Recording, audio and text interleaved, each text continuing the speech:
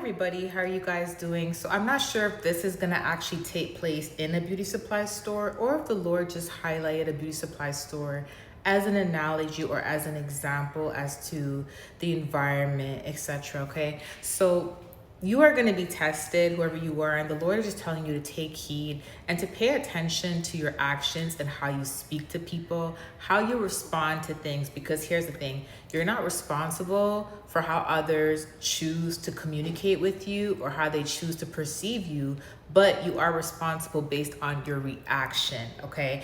And one thing the devil will try to do is he will try to send in a device, and he will try to send someone in to poke you and try to poke you until you can no longer be poked anymore, okay? That also includes emotional manipulation, trying to get you upset, to get a reaction out of you to where they can escalate the situation and then put the blame on you. So in a way, it's reverse psychology, okay?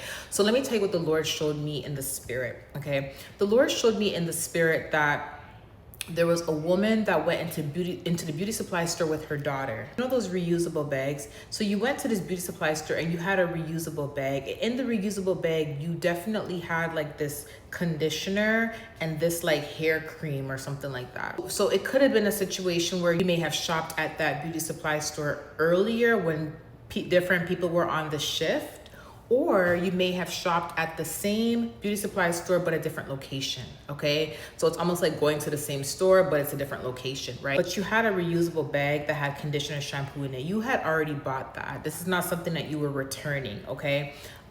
So you may have went back to the store because you forgot something, or you may have went to the location that was closer to you in that moment because you forgot something, okay?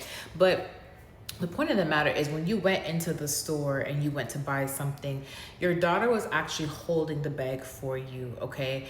And you went to go look for what it is that you're trying to buy. And when you went to the cash register, there's a lady that came to you and she thought that you guys were stealing.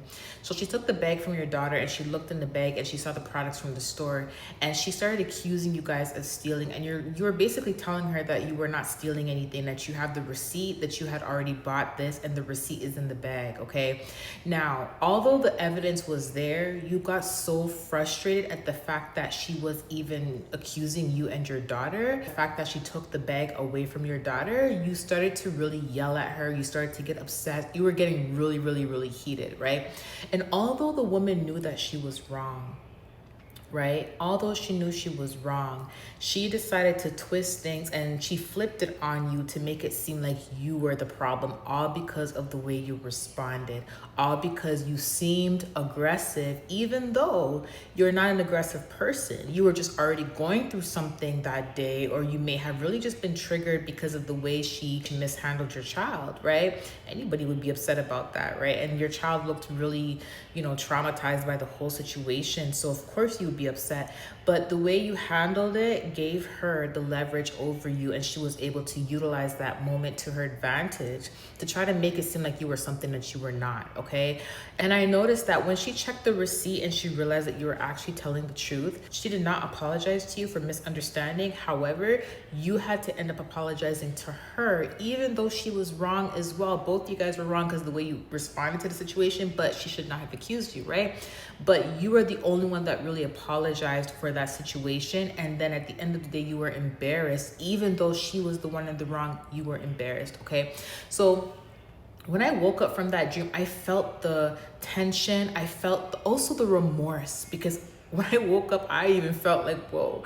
I felt the remorse that you felt for even communicating and the way you handled the situation. It's like you felt really convicted for handling it that way, and you knew deep down that that's not like you. You're not an aggressive person. It was the enemy that tried to get you to respond that way to make you look like something that you're not. So you felt really convicted and remorseful for how you responded, to the point where you even had a little bit of tears in your eyes. But what happened was, because you were the bigger person and you apologized, she utilized that to her advantage to try to make herself look like the victim in the situation, okay? Although this happened in a beauty supply store, I feel like God may just be setting an example of how, you know, you have to really think before you speak. And even if you're not in the wrong about something and someone else is poking at you and nitpicking at you and trying to get a reaction out of you, it is so important to be slow to anger and to be slow to speak. And this is in the book of James, okay?